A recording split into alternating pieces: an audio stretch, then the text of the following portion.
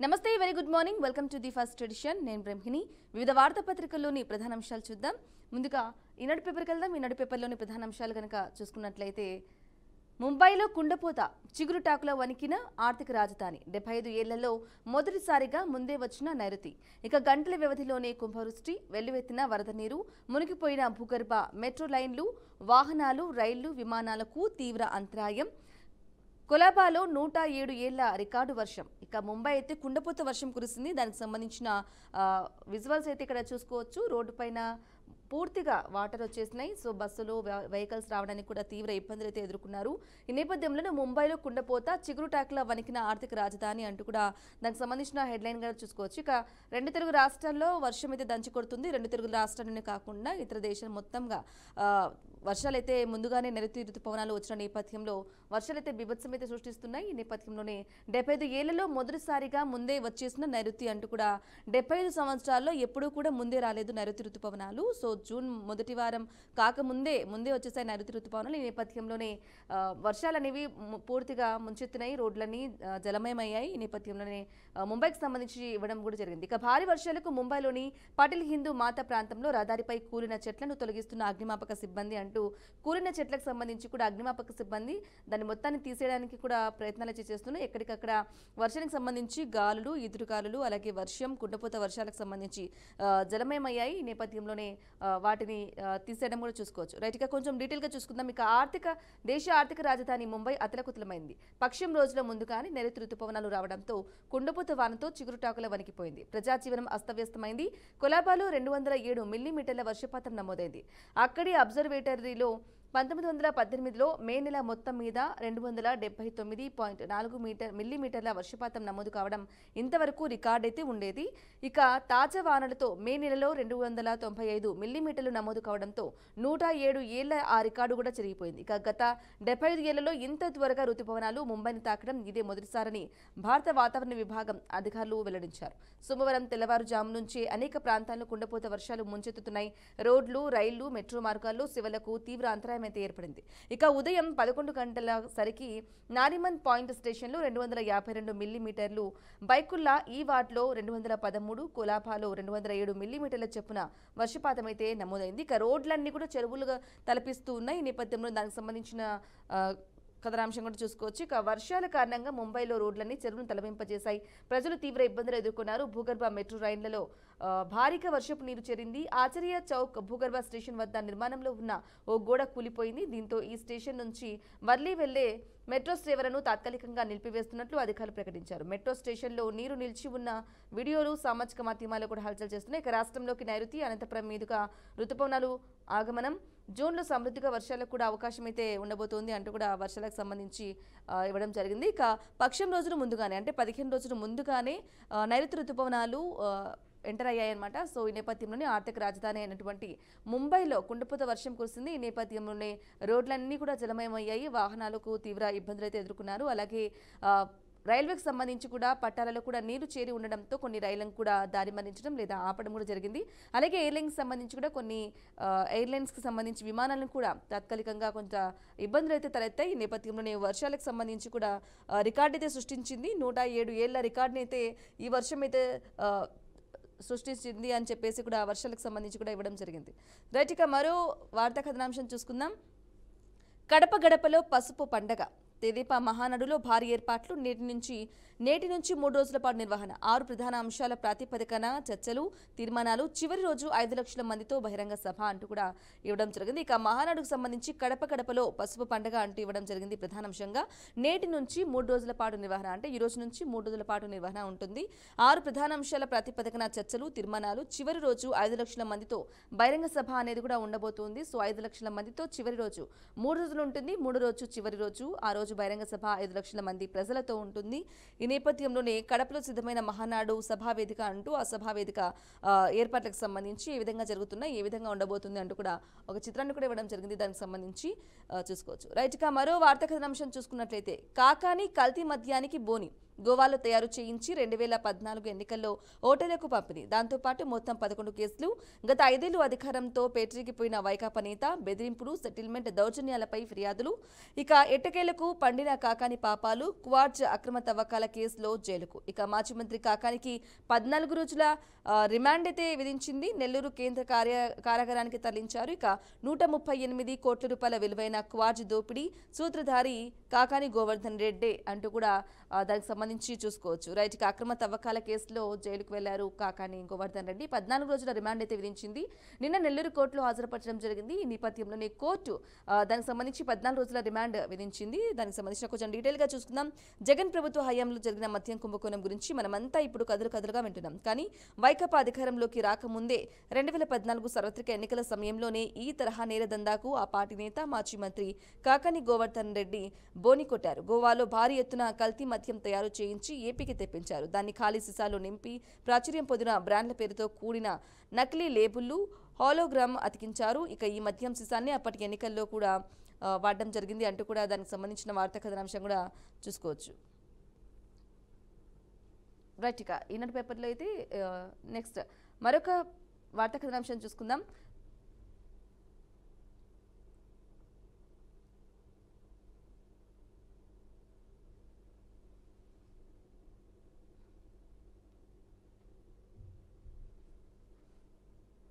Right, ఇక 2 ప్రమాదాల్లో 10 మంది దుర్మరణం. కర్ణాటకలో కారును ఢీకొన్న టిప్పర్ ఒకే కుటుంబానికి చెందిన 6 మృత్యువాత.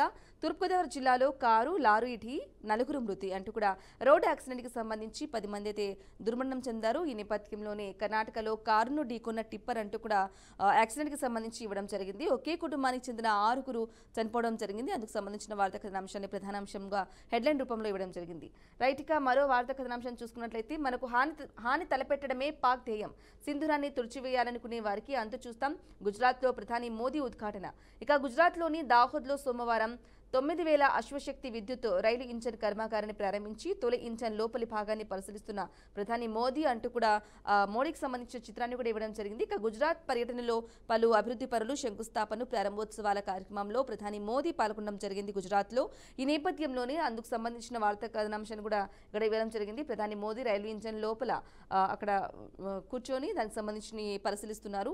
సో మనకు హాని తలపెట్టడమే పాక్ ధ్యేయం, సింధూరాన్ని తుడిచివేయాలనుకునే వారి అంతు చూస్తామంటూ కూడా ప్రధాని మోదీ మాట్లాడడం జరిగింది. దానికి సంబంధించిన వార్తా కథనాంశం కూడా చూసుకోవచ్చు. రైట్, ఇక మరో వార్తా కథనాంశం కనుక చూసుకున్నట్లయితే గోదావరిలో 8 మంది యువకుల గల్లంతు. ఒకరిని రక్షించబోయి మరొకరు ఇక నదిలో కొట్టుకుపోయిన వైనం. ఇక గోదావరిలో 8 మంది యువకులు గల్లంతైన విషాద ఘటన డాక్టర్ బిఆర్ అంబేద్కర్ కోనసీమ జిల్లాలో సోమవారం చోటు చేసుకుంది. ఒకరిని రక్షించబోయి మరొకరు వెళ్లి నదిలో కొట్టుకుపోయారు అంటూ కూడా ఒక వార్తా కథనాంశం కూడా చూసుకోవచ్చు. గోదావరి నదిలో 9 మంది ఏకంగా గల్లంతయ్యారు. 8 మంది అయితే యువకులు గల్లంతయ్యారు. అంటే ఒకరిని రక్షించబోయి మరొకరిని, ఒకరి కాపాడబోయి ఇంకొకరిని అంటూ కూడా అలానే వెళ్ళిపోయారు. 8 మంది ఏకంగా గల్లంతయ్యారు. దానికి సంబంధించిన వార్తా కథనాంశాన్ని కూడా చూసుకోవచ్చు. జమిలీ ఎన్నికలతో పాలనా సమస్యలు దూరం. అప్పటి ఆర్థిక వ్యవస్థ అభివృద్ధి ఆర్థిక వ్యవస్థ గాడిలో పడతాయి. వ్యతిరేకించే పార్టీలు కూర్చుని మాట్లాడితేనే పరిష్కారం.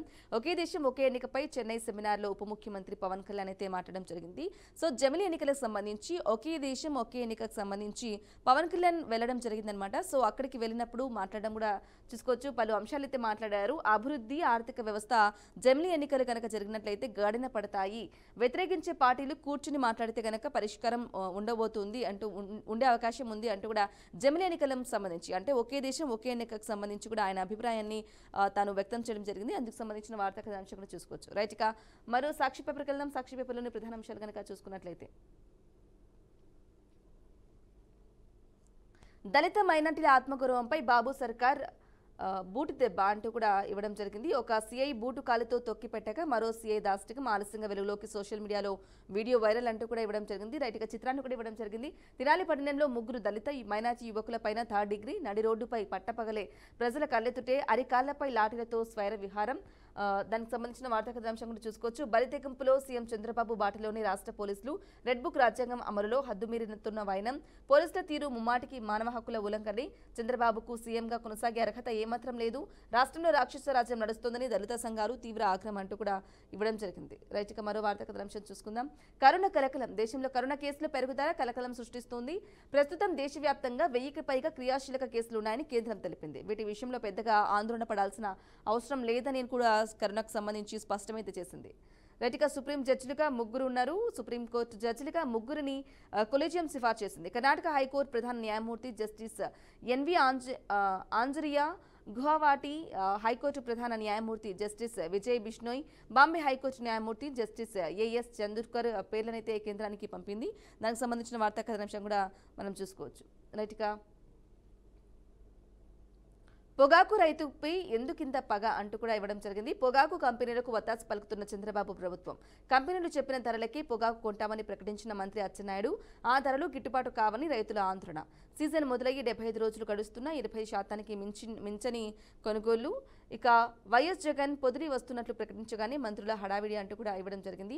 పొగాకు కంపెనీలకు వత్తాసు పలుకుతున్న చంద్రబాబు ప్రభుత్వం అంటూ పొగాకు కంపెనీలు ఏదైతే ఉన్నాయో వాటికి కూటమి సర్కారు వత్తాసు పలుకుతోంది. ఆ కంపెనీలకు తానంటి తందన అంటుంది అంటూ కూడా ఒక వార్తా కథనాంశాన్ని కూడా ఇవ్వడం జరిగింది.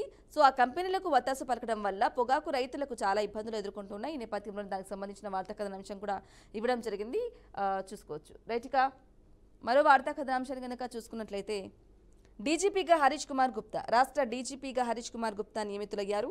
2 నెలల పాటు ఆయన ఈ పదవిలో కొనసాగుతారని సీఎస్ విజయానంద్ ఉత్తర్వుల్లో పేర్కొన్నారు. ఇక ఇప్పటి వరకు విజిలెన్స్ అండ్ ఎన్ఫోర్స్మెంట్ డైరెక్టరేట్ జనరల్గా ఉన్న ఆయన డీజీపీగా పూర్తి అదనపు బాధ్యతలు నిర్వర్తిస్తున్నారు అంటూ కూడా నూతన డీజీపీగా అయితే హరీష్ కుమార్ గుప్తా అయితే రాష్ట్ర డీజీపీగా నియమితులయ్యారు. అందుకు సంబంధించిన వార్తా కథనాంశం కూడా ఇక్కడ వరం జరిగింది. చూసుకోవచ్చు. రైట్గా ప్రొసీజర్స్ ఎందుకు ఫాలో కావడం లేదు? సిట్ తీరుపై ఏసీబీ కోర్టు ఆగ్రహం. మీకేమైనా స్పెషల్ ప్రొసీజర్స్ ఉందా అని నిలదీత. అప్పటికప్పుడు విచారణాధికారిని పిలిపించి ప్రశ్నల వర్షం కురిపించిన న్యాయమూర్తి. విచారణాధికారి తీరుపై అనుమానాలు వ్యక్తమవుతున్నాయన్న న్యాయమూర్తి. ఇక నిందితుల కస్టడీ పిటిషన్ 29కి వాయిదా అంటూ కూడా ఇవ్వడం జరిగింది. ఇక సిట్కి సంబంధించి సిట్ తీరుపై కూడా ఏసీబీ కోర్టు అయితే తీవ్ర ఆగ్రహం వ్యక్తం చేసింది. ఇక ప్రొసీజర్స్ని మీరు ఎందుకు ఫాలో అవడం లేదు? మీకేమైనా స్పెషల్ ప్రొసీజర్స్ ఏమైనా ఉన్నాయా అంటూ కూడా వ్యాఖ్యానించడం జరిగింది. అందుకు సంబంధించిన వార్తా కథనాంశాన్ని కూడా ఇక్కడ ఇవ్వడం జరిగింది. సో అప్పటికప్పుడు విచారణాధికారిని కూడా పిలిపించి ప్రశ్నల వర్షం కురిపించింది న్యాయమూర్తి అంటూ ఒక వార్తా కథనాంశం కూడా ఇవ్వడం జరిగింది. దానికి సంబంధించిన వార్తా కథనాంశం కూడా చూసుకోవచ్చు. రైట్గా ఇంతకుముందు పేపర్లు చూసుకున్నట్లు గోదావరిలో గల్లంతైన యువకుల కోసం గాలిస్తున్న స్థానికులు, పోలీసులు. కోనసీమలో విషాదం. గోదావరిలో 8 మంది గల్లంతు. శుభకార్యానికి వచ్చి సరదాగా స్నానాలకు వెళ్లిన 11 మంది యువకులు. వీరిలో 8 మంది మునక. అందరూ 20 ఏళ్ల లోపు వారే. అర్ధరాత్రి వరకు దొరకని ఆచూకీ. పోలీసుల నిర్లక్ష్యంపై గ్రామస్తుల ఆగ్రహం. సకాలంలో ఎన్డీఆర్ఎఫ్ బృందాలను పిలిపించకపోవడంపై మండిపాటు. ముమ్మిడివరం మండలం కమినిలంకలో దుర్ఘటన అయితే జరిగింది. ఇక కోనసీమలో విషాదం జరిగింది. ఒక పెళ్లికి వచ్చి 11 మంది యువకులు అక్కడికి ఈతకు సరదాగా ఆడుకోవడానికి వెళ్లారు. కానీ అలా వెళ్ళిన 11 మందిలో 8 మంది గల్లంతయ్యారు యువకులు. అర్ధరాత్రి దాటాక వరకు కూడా జల్లెడ పట్టారు, వెతికారు. కాకపోతే ఎన్డీఆర్ఎఫ్ బృందాలని పోలీసులు త్వరగా పంపించలేదు అని చెప్పేసి కూడా గ్రామస్తులైతే ఆవేదన వ్యక్తం చేస్తున్నారు, మండిపడుతున్నారు. ఈ నేపథ్యంలోనే గోదావరిలో 8 మంది గల్లంతయ్యారు. మరి ఆచూకీ ఇంకా ఒకరిని తప్పించబోయి ఒకరిని కాపాడబోయి ఇంకొకరిని కూడా చేసుకోవడం జరిగింది. దానికి సంబంధించిన వార్తా కథనాంశం కూడా చూసుకోవచ్చు. రైట్, ఇక మరో వార్తా కథనాంశం చూసుకున్నట్లయితే మద్యం అమ్మకాల్లో ఎల్లో ట్యాక్స్ కలెక్షన్ బాయ్స్ అవతారం ఎత్తిన ఎక్సైజ్ సిబ్బంది. చిత్తూరు జిల్లాలో ఒక్కో మద్యం దుకాణం నుంచి 30,000 వసూలైన మొత్తంలో కూటమి నేతలకు వాటాలు. ఇక మద్యం అమ్మకాల్లో ఎల్లో ట్యాక్స్ కూడా నడుస్తోంది అంటూ కూడా ఒక వార్తా కథనాంశాన్ని ఇచ్చడం జరిగింది. కలెక్షన్ బాయ్స్ అవతారం ఎత్తిన ఎక్సైజ్ సిబ్బంది చిత్తూరు జిల్లాలో ఒక్కో మద్యం దుకాణం నుంచి 30,000 రూపాయలైతే నగదును వసూలు చేస్తున్నారు. వసూలైన మొత్తంలో కూటమి నేతలు కూడా 30 నుంచి వాటాలు అయితే వెళ్తూ ఉన్నాయి అంటూ కూడా ఎల్లో ట్యాక్స్ నడుస్తోంది అంటూ కూడా ఇవ్వడం జరిగింది. దానికి సంబంధించిన వార్తా కథనాంశం కూడా ఇక్కడ చూసుకోవచ్చు. రైట్, ఇక మరో వార్తా కథనాంశం చూసుకున్నట్లయితే మహా డ్రామాలో అధికారులు. ఉద్యోగులే సమిధలు. నేటి నుంచి కడపలో మహానాడు నిర్వహణకు ఏర్పాట్లు. అడుగడుగున అధికార దుర్వినియోగం. పార్టీ కార్యక్రమాలకు ప్రభుత్వ యంత్రాంగాన్ని వాడుకుంటున్న చంద్రబాబు. 3 రోజుల పాటు టీడీపీ సేవలోనే అధికారులు అంటూ కూడా ఇవ్వడం జరిగింది. రైట్, ఇక మహా డ్రామాలో అధికారులు. ఉద్యోగులే సమిధలు. నేటి నుంచి కడపలో మహానాడు నిర్వహణకు ఏర్పాట్లు. ఇక గాయపడిన వీఆర్ఓను ఆసుపత్రికి తరలిస్తున్న సమాచార ఉద్యోగులు. మహానాడు ప్రాంగణంలో కూలిన కటౌట్లు. 2 వీఆర్ఓలకు తీవ్ర గాయాలైతే అయ్యాయి. అడుగడుగున అధికార దుర్వినియోగం అయితే జరిగింది. పార్టీ కార్యక్రమాలకు ప్రభుత్వ యంత్రాంగాన్ని వాడుకుంటుంది చంద్రబాబు అంటూ కూడా ఇవ్వడం జరిగింది. ఇక 3 రోజుల పాటు టీడీపీ సేవలోనే ఉండబోతున్నారు అధికారులు అంటూ కూడా ఇవ్వడం జరిగింది. దానికి సంబంధించిన వార్తా కథనాంశం కూడా చూసుకోవచ్చు. రైట్, ఇక ఏడాదిగా దగ ఏం సాధించారని సంబరాలు. ఇక మహానాడు నిర్వహిస్తూ ఉన్నారు. ఏడాది పాలన పూర్తవుతుంది. జూన్కి సంబంధించి జూన్ వస్తే కనుక ఏడాది పాలన కుటుంబ సర్కారు అయ్యి 1 సంవత్సరం పూర్తవుతుంది. ఈ నేపథ్యంలోనే సంవత్సరానికి సంబంధించి అలాగే మహానాడు సంబంధించి ఏడాది దగా సంవత్సరం కాలం మొత్తం దగా చేశారు. ఏం సాధించారని సంబరాలు జరుపుకుంటున్నారు. మోసాలతో ప్రజలను వంచించి మహానాడు వేదికగా వేడుకల బాబు అంటూ కూడా ఇవ్వడం జరిగింది. ఇక విద్య, వైద్యం, వ్యవసాయ రంగాలు పూర్తిగా నిర్వీర్యం. శాంతి భద్రతల పరిరక్షణలో కుటుంబ సర్కార్ దారుణ వైఫల్యం చెందింది. పథకాలనే రద్దు, రెడ్ బుక్ వేధింపులు, దోపిడీనే ధ్యేయంగా పాలన. కొత్త పథకాలు ఒక్కటి ఇవ్వకపోగా గతంలో వైఎస్ జగన్ ఇచ్చినవన్నీ రద్దు. సూపర్ 6 హామీలను ఎగ్గొట్టి డైవర్షన్తో తిరుగుమన పాలన. అప్పుల నుంచి మద్యం దాకా గత సర్కార్పై విషం చిమ్మడమే లక్ష్యం అంటూ కూడా ఇవ్వడం జరిగింది. ఇక ఈ ప్రభుత్వం పోవాలని కోరుకుంటున్నాం అంటూ కూడా ఇవ్వడం జరిగింది. దానికి సంబంధించిన వార్తా కథనాంశం కూడా చూసుకోవచ్చు. రైట్గా కొంచెం డీటెయిల్గా చూసుకుందాం. గత ప్రభుత్వంతో పోల్చితే కుటుంబ సర్కార్ పాలన ఏం బాలేదు. అమ్మఒడి, రైతు భరోసా, చేయూత లాంటి సంక్షేమ పథకాలు ఏవి అమలు కావడం లేదు. ఇక చేయడానికి పనులు లేవు.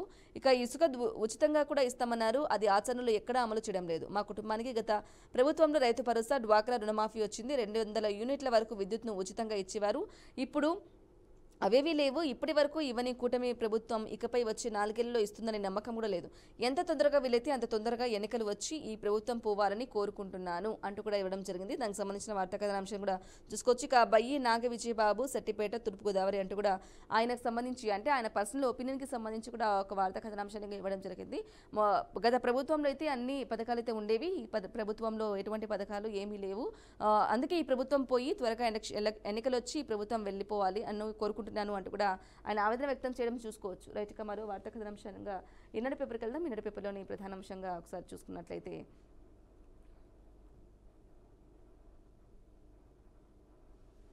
రైట్ ఆంధ్రజ్యోతి పేపర్కి వెళ్దాం. ఆంధ్రజ్యోతిలోని ప్రధానాంశాలు ఒకసారి చూద్దాం.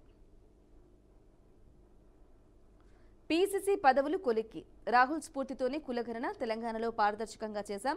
ఢిల్లీలో కాంగ్రెస్ ఓబీసీ రౌండ్ టేబుల్ సమావేశంలో మహేష్ కుమార్ గౌడ్ అంటూ కూడా ఇవ్వడం జరిగింది. ఇక పీసీసీ పదవులు కొలిక్కి రాబోతున్నాయి అంటూ కూడా జరుగుతోంది ప్రధానాంశం. ఈ నేపథ్యంలోనే పీసీసీకి సంబంధించి అలాగే మంత్రివర్గ విస్తరణకు సంబంధించి కూడా నిన్న రేవంత్ రెడ్డి అయితే ఢిల్లీ వెళ్లారు. సో అక్కడికి ఇప్పటికే వాళ్ళ పేర్లు కూడా ఖరారైపోయాయి అనే ఊహాగానాలైతే వినిపిస్తూ ఉన్నాయి. ఈ నేపథ్యంలోనే పీసీసీ పదవులు కూడా ఒక కొలిక్కైతే రాబోతున్నాయంటూ కూడా ఇవ్వడం జరిగింది. ఇక రాహుల్ స్ఫూర్తితోనే కులగణన. తెలంగాణలో పారదర్శకంగా చేస్తాం. ఢిల్లీలో కాంగ్రెస్ ఓబీసీ రౌండ్ టేబుల్ సమావేశంలో మహేష్ కుమార్ గౌడ్ అయితే మాట్లాడడం జరిగింది. దానికి సంబంధించిన వార్తా కథనాంశం కూడా చూసుకోవచ్చు. రైట్, ఇక డీటెయిల్గా చూసుకుందాం. ఏ క్షణమైన ప్రకటన వెలువడే అవకాశం. రాహుల్ గాంధీతో కేసీ వేణుగోపాల్ అలాగే మహేష్ కుమార్ గౌడ్ భేటీ. మంత్రివర్గ విస్తరణపై జూన్ మొదటి వారంలో స్పష్టత. ఖర్గే లేకపోవడంతో మళ్లీ రావాలని అధిష్టానం సూచన. 30న మరోసారి ఢిల్లీకి ముఖ్యమంత్రి, పీసీసీ అధ్యక్షుడు. మంత్రివర్గ విస్తరణను త్వరగా ఆమోదించండి, బీసీలకు ప్రాధాన్యం ఇవ్వండి అంటూ కూడా రాహుల్ కు మహేష్ విజ్ఞప్తి అయితే చేశాడు. ఈ నేపథ్యంలోనే దానికి సంబంధించిన వార్తా కథనాంశానికి అంటే ఏ క్షణమైనా ఆ ప్రకటన వెలువడే అవకాశం ఉంది అంటూ కూడా ఇవ్వడం జరిగింది. కేసీ వేణుగోపాల్, మహేష్ గౌడ్తో రాహుల్ గాంధీ భేటయ్యారు. ఈ నేపథ్యంలో మంత్రివర్గ విస్తరణపై జూన్ మొదటి వారంలో ఒక క్లారిటీ అయితే రాబోతుంది అంటూ కూడా ఇవ్వడం జరిగింది. ఇక ఖర్గే లేకపోవడంతో మళ్లీ రావాలని అధిష్టానం అయితే సూచించింది. ఇక 30న మరోసారి ఢిల్లీకి ముఖ్యమంత్రి అలాగే పీసీసీ అధ్యక్షుడు. మంత్రివర్గ విస్తరణను త్వరగా ఆమోదించండి, బీసీలకు ప్రాధాన్యం ఇవ్వండి రాహుల్ కు మహేష్ అయితే విజ్ఞప్తి చేశాడు. సో మంత్రివర్గ విస్తరణ జూన్ మొదటి వారంలో ఉండబోతుంది. సో ఖర్గే లేనందున మరొకసారి అంటే 30వ తారీఖున మళ్ళీ ఢిల్లీకి రావాలని చెప్పేసి ముఖ్యమంత్రికి అలాగే పీసీసీ అధ్యక్షుడు మహేష్ కుమార్ గౌడ్కి కూడా ఇవ్వడం జరిగింది. దానికి సంబంధించిన వార్తా కథనాంశం కూడా చూసుకోవచ్చు. రైట్, ఇక తెలంగాణ ప్రదేశ్ కాంగ్రెస్ కమిటీ టీపీసీసీ పదవులపై కసరత్తు కొలిక్కి వచ్చినట్టు తెలిసింది. ఏ క్షణమైన ప్రకటన వెలువడే అవకాశం ఉన్నట్లుగా కాంగ్రెస్ వర్గాల ద్వారా తెలిసింది. ఆదివారం సాయంత్రం ఏఐసీసీ ప్రధాన కార్యదర్శి సంస్థాగత కేసీ వేణుగోపాల్ నివాసంలో సీఎం, పీసీసీ అధ్యక్షుడు సుదీర్ఘంగా చర్చించారు. ఇక ఈ భేటీలో కమిటీలపై కసరత్తు కూడా చేయడం జరిగింది. దానికి సంబంధించిన వార్తా కథనాంశం కూడా ప్రధాన హెడ్లైన్ గా కూడా చూసుకోవచ్చు.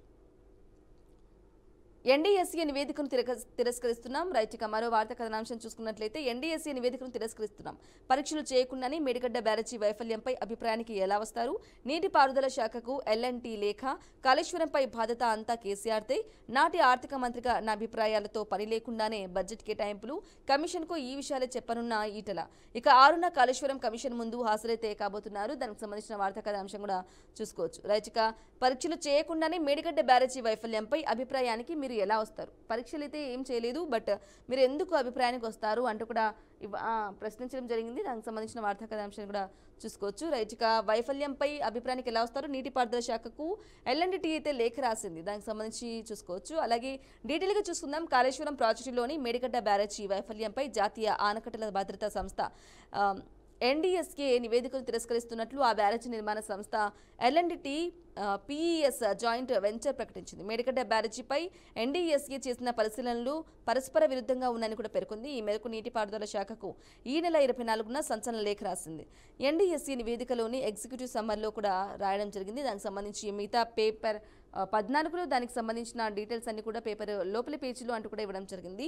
మేడిగడ్డ బ్యారేజీలో పగుళ్ళు అయితే ఉన్నాయి, దానికి సంబంధించి ఫైల్ ఫోటో అంటూ కూడా ఇవ్వడం జరిగింది. దానికి సంబంధించి చూసుకోవచ్చు. రైట్గా అంటే మీరు పరీక్షలు చేయకుండానే ఎందుకు నిర్ధారణకు వచ్చారు అంటూ కూడా నీటిపారుదల శాఖకు ఎల్ఎన్టీ అయితే ఒక లేఖ రాసింది. అలాగే కాళేశ్వరంపై బాధ్యత అంతా కేసీఆర్దే అంటూ కూడా మాట్లాడడం జరిగింది. అలాగే నాటి ఆర్థిక మంత్రిని అభిప్రాయాలతో పని లేకుండా బడ్జెట్ కేటాయింపులు కమిషన్కు ఈ విషయాలు చెప్పనున్న ఈటెల అంటూ కూడా ఈటెల గనక పిలిచినట్లయితే ఈటెలకు సంబంధించి అప్పటి ఆర్థిక మంత్రిగా ఉన్న ఈటెలకు సంబంధించి కూడా ఆయన మాట్లాడే అవకాశం ఉంది. ఈ విషయాలకు సంబంధించి మాట్లాడే అవకాశం ఉంది. అలాగే 6న కాళేశ్వరం ముందు హాజరు కాబోతున్నారు. కాళేశ్వరం కమిషన్ ముందైతే 6వ తేదీన ఆయన హాజరైతే కాబోతున్నారు ఈటెల. దానికి సంబంధించిన వార్తా కథనాంశాన్ని కూడా చూసుకోవచ్చు. రైట్, ఇక మరో వార్తా కథనాంశం చూసుకున్నట్లయితే కేటీఆర్కు మళ్లీ శ్రీముఖం. ఫార్ములా ఈ రేస్ కేసులో ఏసీబీ నోటీసు, రేపు విచారణకు రావాలని ఆదేశం. ముందే నిర్ణయించిన షెడ్యూల్ ప్రకారం విదేశాలకు వెళ్తున్నా తిరిగి వచ్చిన తర్వాత హాజరవుతా ఏసీబీకి కేటీఆర్ అయితే సమాధానం ఇచ్చారు. నేషనల్ హెరాల్డో రేవంత్ పాత్ర బీజేపీ నేతలు మాట్లాడడం లేదని నిలదీత అంటూ కూడా ఆయన మాట్లాడడం జరిగింది. ఇక శ్రీముఖం అంటూ కూడా ఫార్ములా ఈ కార్ రేస్లో కేటీఆర్ పై అభియోగాలు ఆరోపణలు ఉన్న నేపథ్యంలో ఆయనపై మరోసారి నోటీసులు అయితే ఇచ్చారు. ఈ నేపథ్యంలో ఆయన రేపు విచారణకు రావాలని కూడా ఆదేశించడం జరిగింది. అయితే ముందే నిర్ణయించిన షెడ్యూల్ ప్రకారం విదేశాలకు కూడా వెళ్తున్నాను, తిరిగి వచ్చిన తర్వాత నేను హాజరవుతాను అంటూ కూడా ఏసీబీకి కేటీఆర్ సమాధానం పంపించారు. అయితే నేషనల్ హెరాల్డ్ కేసులో రేవంత్ పాత్రపై కూడా బీజేపీ నేతలు ఎందుకు మాట్లాడడం లేదు అంటూ కూడా కేటీఆర్ అయితే ప్రశ్నించడం జరిగింది. దానికి సంబంధించిన వార్తా కథాంశం కూడా చూసుకోవచ్చు. వైఫల్యాలను కప్పిపుచ్చుకోవడానికి కేటీఆర్కు నోటీసులు అంటూ కవిత మాట్లాడడం జరిగింది. రేవంత్ రెడ్డివి ప్రతీకార రాజకీయాలు అంటూ హరీష్ రావు అయితే మాట్లాడడం జరిగింది. దానికి సంబంధించిన వార్తా కథాంశం కూడా చూసుకోవచ్చు. ఇక సిరిసిల్లలో Congress versus BRS. KTR MLA camp కార్యాలయంలో సీఎం ఫోటో పెట్టారని కాంగ్రెస్ డిమాండ్. రేవంత్ రెడ్డి ఫోటోతో కార్యాలయం వద్దకు రాక అడ్డుకున్న బీఆర్ఎస్ నాయకులు, ఉద్రిక్తత, పోలీసుల లాఠీచార్జ్. ఇక సిరిసిల్లలో కాంగ్రెస్ వర్సెస్ బీఆర్ఎస్ అయితే కొనసాగుతోంది. ఇక కేటీఆర్ ఎమ్మెల్యే క్యాంపు కార్యాలయంలో సీఎం ఫోటో పెట్టారని కాంగ్రెస్ అయితే డిమాండ్ చేసింది. రేవంత్ రెడ్డి ఫోటోతో కార్యాలయం వద్దకు రాక అలాగే అడ్డుకున్న బీఆర్ఎస్ నాయకులు, అక్కడ ఉద్రిక్తత చోటు చేసుకుంది. ఇక పోలీసులు లాఠీ చార్జ్ కూడా చేయడం జరిగింది. దానికి సంబంధించిన వార్తా కథనాంశం కూడా చూసుకోవచ్చు. ఇక డీటెయిల్గా చూసుకుందాం. ఫార్ములా ఈ కార్ రేస్ కేసులో మరో కీలక పరిణామం అయితే ఈ కేసులో జరిగింది. ఇక అవినీతి అవకతవకలకు సంబంధించి బీఆర్ఎస్ వర్కింగ్ ప్రెసిడెంట్, అప్పటి మున్సిపల్ పరిశ్రమల శాఖ మంత్రి కేటీఆర్కు ఏసీబీ మరోసారి నోటీసులు జారీ చేసింది. ఈ నెల 28న తమ ఎదుట విచారణకు హాజరు కావాలని నోటీసులో స్పష్టం చేసింది. బీఆర్ఎస్ ప్రభుత్వ హయాంలో ఫార్ములా ఈ కార్ రేసు నిర్వహించిన సంగతి తెలిసిందే. అయితే ఈ రేసు నిర్వహణలో అక్రమాలు జరిగాయని, ప్రభుత్వ ఖజానాకు 54.88 కోట్ల రూపాయల నష్టం జరిగిందని, దీనిపై దర్యాప్తు జరపాలంటూ గతేడాది అక్టోబర్ 18వ తేదీన నిరోధక శాఖకి ఫిర్యాదు చేశారు. అప్పట్లో కేబినెట్ ఆర్థిక శాఖ ఆమోదం తీసుకోకుండానే ఫార్ములా ఈ ఆపరేషన్స్ లిమిటెడ్ అలాగే ఎఫ్ఈఓకు హెచ్ఎండిఏ ఈ చెల్లింపులు చేసిందని పేర్కొన్నారు. ఇక ఈ కేసు ఈ రేసు నిర్వహణకు కూడా హెచ్ఎండిఏకు ఎటువంటి సంబంధం లేదన్నట్టుగా కూడా ఇవ్వడం జరిగింది. సో విచారణకు ఈ రేసుకు సంబంధించి 28వ తేదీనే హాజరు కావాలి ఈ నెల అని చెప్పేసి కూడా ఆయనకైతే నోటీసులు అయితే అందడం జరిగింది. నోటీసులో స్పష్టమైతే చేసింది. అలాగే దీనికి సంబంధించి దానికి సంబంధించి నేను ఆల్రెడీ ఉన్న షెడ్యూల్స్ ప్రకారం ఫారెన్ వెళ్తున్నాను విదేశాలకి, సో విదేశాల నుంచి తిరిగి వచ్చిన తర్వాత తప్పకుండా హాజరవుతాను అని చెప్పేసి కూడా కేటీఆర్ అయితే మాట్లాడడం జరిగింది. దానికి సంబంధించిన వార్తా కథనాంశం కూడా చూసుకోవచ్చు. రైట్గా మరో వార్తా కథనాంశం కనుక చూసుకున్నట్లయితే మానవ బాంబులుగా స్లీపర్ సెల్స్. దేశంలోని భారీ పేరులకు సిరాజ్ పథకం, డబ్బు ఆశ చూపి 12 మందికి ఎర, పేరులకు విజయనగరమే తొలి టార్గెట్. విచారణలో కీలక విషయాల గుర్తింపు. ఇక దేశంలో భారీ పేరులకు సిరాజ్ కుట్రలు పన్నాడని, ఇందుకోసం పలు రాష్ట్రాల్లో అమాయక నిరుద్యోగ ముస్లిం యువకులకు డబ్బులు ఎరవేసి ఉగ్రవాద ఉచ్చులోకి దించాడని ఎన్ఐఏ, కౌంటర్ ఇంటెలిజెన్స్, పోలీసు అధికారులు విచారణలో గుర్తించినట్టు తెలిసింది. ఇందుకోసం సిరాజ్ సమీర్లు సిగ్నల్ యాప్ను కూడా ఎంచుకోవడం జరిగింది. ఇక ఇతర యాప్లను వినియోగిస్తే నిఘా సంస్థలు పసిగట్టే అవకాశం ఉందని అందుకే సిగ్నల్ యాప్ను ఎంచుకున్నట్లు విచారణలో వారు వెల్లడించినట్లు విశ్వసనీయ సమాచారం. సిరాజ్ ఈ స్లీపర్ సెల్స్ ను మానవ బాంబులుగా మార్చాలనుకున్నాడని, ఇందుకోసం దేశంలో 12 మంది యువకులతో కమ్యూనికేషన్ ఏర్పాటు చేసుకున్నట్లు తేలింది. ఈ కోవలోనే 4వ రోజు సోమవారం విచారణ కొనసాగించినట్లు సమాచారం. ఇక 12 మంది యువకులను స్లీపర్ సెల్స్ గా ఏర్పాటు చేసి వారిని మానవ బాంబులుగా పేల్చాలని సిరాజ్ అయితే ఒక నిర్ణయం తీసుకున్నారు. మానవ బాంబులుగా పేల్చాలని అంటే మనిషికే బాంబులు అమర్చుకొని అక్కడే ఉన్నప్పుడు మనుషులు అంటే అమాయక ప్రజలు వారి చుట్టూతా ఉన్నప్పుడు కూడా వాళ్ళు బాంబులను పేల్చాలి అని కుట్ర అయితే పన్నారు. సో మానవ బాంబులుగా వాళ్ళను స్లీపర్ సెల్స్గా వాళ్ళను అవతరమైతే ప్రయత్నం అయితే చేశారు. భారీ పేరులకు సిరాజ్ అయితే ఒక పథకం అయితే రచించాడు. దానికి సంబంధించి చూసుకోవచ్చు. అలాగే డబ్బు ఆశ చూపి 12 మందికి ఏరాడు. సో డబ్బు ఆశ చూపి వాళ్ళకు ఉగ్రవాదాల్లోనికి దించి 12 మందికి కూడా వారిని సిరాజ్ అయితే ఎరేయడం జరిగింది. ఇక పేలుళ్లలో ఎవరినైతే పేల్చాలి అంటే దేశం మొత్తంగా టార్గెట్ చేసుకున్నప్పటికీ ప్రధాన టార్గెట్గా విజయనగరమే టార్గెట్గా ఉంది. ఇక ఈ విచారణలో కీలక విషయాలు కూడా ఉండడం జరిగింది. ఇక సిగ్నల్స్ యాప్ని అయితే ఎంచుకున్నట్లు కూడా విచారణలో వెల్లడైంది. ఈ నేపథ్యంలో సిరాజ్ ఈ స్లీపర్ సెల్స్ ను మానవ బాంబులుగా మార్చుకున్నాడని, ఇందుకోసం దేశంలో 12 మంది యువకులు కూడా కమ్యూనికేషన్తో ఏర్పాటు చేసుకున్నట్లు వాళ్ళతో ఈ కోవల 4వ రోజు సోమవారం విచారణలో కూడా కొనసాగినట్లుగా కూడా తెలుస్తోంది. ఇక వాళ్ళు అందరూ పక్కా ప్లాన్తో 12 మంది కూడా ఒక యాప్ని కూడా రూపొందించడం జరిగింది. అందులో కమ్యూనికేషన్ సంబంధించి కూడా ఏ విధంగా చేయాలి, ఎలా చేయాలి, ఏ విధంగా వాళ్ళను మార్చాలి అనేది సిరాజ్ అయితే పథకం ప్రకారం అయితే ఇవ్వడం జరిగింది. ఇక 12 మందికి కూడా డబ్బు ఆశ చూపి వాళ్ళందరినీ ఎరేసారు, ఉగ్రవాదాలను దించారు యువకుల్ని. సో ఈ నేపథ్యంలో మానవ బాంబులుగా స్లీపర్ సెల్స్గా వాళ్ళను వాడుకోవాలి అనేది సిరాజ్ అయితే పక్కా ప్లాన్తో దేశం మొత్తం బాంబులుగా కుట్ర చేయాలి అంటూ కూడా ఇవ్వడం జరిగింది. దానికి సంబంధించి ఒక టార్గెట్గా విజయనగరంని ఎంచుకోవడం జరిగింది. దానికి సంబంధించిన వార్తా కథనాంశం కూడా చూసుకుందాం. రాయబారం విఫలం, కవితతో ఫలించని కేసీఆర్ దూతల చర్చలు అంటూ కూడా ఇవ్వడం జరిగింది. కేసీఆర్ ఆదేశాలతో కవిత నివాసానికి దామోదర్ రావు, గండ్రమోహన్ రావు 3 గంటల పాటు కొనసాగిన చర్చలు. ఇక పార్టీకి కుటుంబానికి నష్టమంటూ వివరణ. ఫోన్లో మాట్లాడిన కేసీఆర్ తొందరపడొద్దని కుమార్తెకు సూచన. పార్టీలో తన పరిస్థితి ఏమిటో ఇప్పుడే స్పష్టం చేయాలని పట్టుబట్టిన కవిత, లేకపోతే తన దారి తాను చూసుకుంటానని వెల్లడించడం జరిగింది. సో దానికి సంబంధించి 3 గంటల పాటు దూత చర్చలు ఇవ్వడం జరిగింది. సో దూతలుగా వెళ్లడం జరిగింది. దామోదర్ అలాగే గండ్రమోహన్ రావు కూడా వెళ్లడం జరిగింది. 3 గంటల పాటు సుదీర్ఘ చర్చలు అయితే జరిగినాయి. ఈ లేఖకు సంబంధించి లేఖ ఏ రోజైతే రిలీజ్ అయిందో ఆ రోజు నుంచి కవితకు సంబంధించి కూడా ఇంట్లో కొన్ని అంతర్గత పోరు నెలకొంటుందా అనే సందేహాలు, అనుమానాలు కూడా వ్యక్తమైన నేపథ్యంలో కవితకు సంబంధించి చర్చలు జరిపేందుకు కూడా దామోదర అలాగే గండ్రమోహన్ రావు కూడా 3 గంటల పాటు కవితతో నివాసానికి కూడా వెళ్లడం జరిగింది కేసీఆర్ ఆదేశాలతో. ఇక కేసీఆర్ కవితకు సంబంధించి కూడా ఫోన్లో మాట్లాడడం జరిగింది. ఫోన్లో మాట్లాడి కొంచెం ఫోన్ తొందరపడొద్దని కూడా కుమార్తెకు సూచించారు. అలాగే పార్టీలో తన పరిస్థితి ఏమిటో అంటే పార్టీలో నా పరిస్థితి ఏంటి, నా క్యాడర్ ఏంటో స్పష్టత ఇవ్వాలని చెప్పేసి కూడా కవిత పట్టుబట్టడం జరిగింది. అందుకు సంబంధించి కూడా ఒక లేకపోతే తన దారి తాను చూసుకుంటానని చెప్పేసి కూడా మాట్లాడడం జరిగింది. దానికి సంబంధించి డీటెయిల్గా చూసుకుందాం. ఇక ఎమ్మెల్సీ కవితతో బీఆర్ఎస్ పార్టీ అధినాయకత్వం జరిపిన రాయబారం విఫలమైందా? వరుసగా 2 సార్లు రాయబార ప్రయత్నాలు చేసినా ఆమె ఏమాత్రం మెత్తబడలేదా? ఇక పార్టీలో తన ప్రాధాన్యం పార్టీ అధికారంలోకి వస్తే తన పరిస్థితిపై ఇప్పుడే స్పష్టత ఇవ్వాలని పట్టుపట్టారా? ఈ ప్రశ్నలకు అవును అని అంటున్నాయి అత్యంత విశ్వసనీయ వర్గాలు. ఇక పార్టీలో తన పరిస్థితిపై ముందే స్పష్టత ఇవ్వాలని, లేకపోతే తన దారి తాను చూసుకుంటారని కాస్త ఘాటుగానే స్పష్టం చేసినట్టు తెలుస్తుంది. వరంగల్లో బీఆర్ఎస్ రజతోత్సవ సభ నేపథ్యంలో కేసీఆర్ కు కవిత లేఖ రాయడం, ఆమె అమెరికాలో ఉన్నప్పుడు అది బహిర్గతం కావడం, దానిని తానే రాశానని స్పష్టం చేసిన కవిత కేసీఆర్ చుట్టూ ఉన్న దయ్యాలే దానిని లీక్ చేశాయని తీవ్ర ఆరోపణలు కూడా చేసిన సంగతి తెలిసింది. ఈ అంశంపై ఆదివారం కేటీఆర్ను పిలిపించుకుని కేసీఆర్ సంప్రదింపులు జరిపారు. ఇక కవిత వ్యవహారాన్ని ఓ కొలిక్కి తీసుకురావడంతో మరింత నష్టం తప్పదన్న భావనకు వచ్చి సోమవారం ఆమె వద్దకు రాయబారం అయితే పంపారు. ఇక బీఆర్ఎస్ అధినేత మాజీ ముఖ్యమంత్రి కేసీఆర్ ఆదేశాలతో పాటు పార్టీ దూతలు కవిత నివాసానికి వచ్చారు. తొలుత కేసీఆర్ కు అత్యంత సన్నిహితుడు బీఆర్ఎస్ ఎంపీ దివికొండ దామోదర్ రావు సోమవారం మధ్యాహ్నం కవిత నివాసానికి చేరుకున్నారు. కేసీఆర్ ఆదేశాల మేరకు సంప్రదింపులకు వచ్చానని ఆయన కవితకు స్పష్టం చేసినట్లు జాగృతి వర్గాలైతే తెలిపాయి. ఇక కొంతసేపు చర్చించిన తర్వాత వాళ్ళు తిరిగి వెళ్ళిపోవడం జరిగింది. సో దూతలు చర్చలైతే జరిపారు. ఈ నేపథ్యంలోనే దూతలకు సంబంధించి కూడా ఫలించలేదు అంటూ కూడా ఒక వార్తా కథనాంశం కూడా ఇవ్వడం జరిగింది కవితకు సంబంధించి. సో దానికి అధికారంలోకి వస్తే కనుక బీఆర్ఎస్ పార్టీ అధికారంలోకి వస్తే తన క్యాడర్ ఏంటో, తన పార్టీ పరిస్థితి ఏంటో అనేది తనకు సంబంధించి ఒక స్పష్టత అనేది ఇవ్వాలి, లేదంటే తన దారి తాను చూసుకుంటాను అనేది కవిత ప్రధాన అంశంగా చెప్తూ ఉంది. సో ఈ నేపథ్యంలోనే దూతను పంపించి రాయబారం పంపారు, అయినప్పటికీ కూడా జరగలేదన్నమాట. సో దానికి సంబంధించి చూసుకోవచ్చు.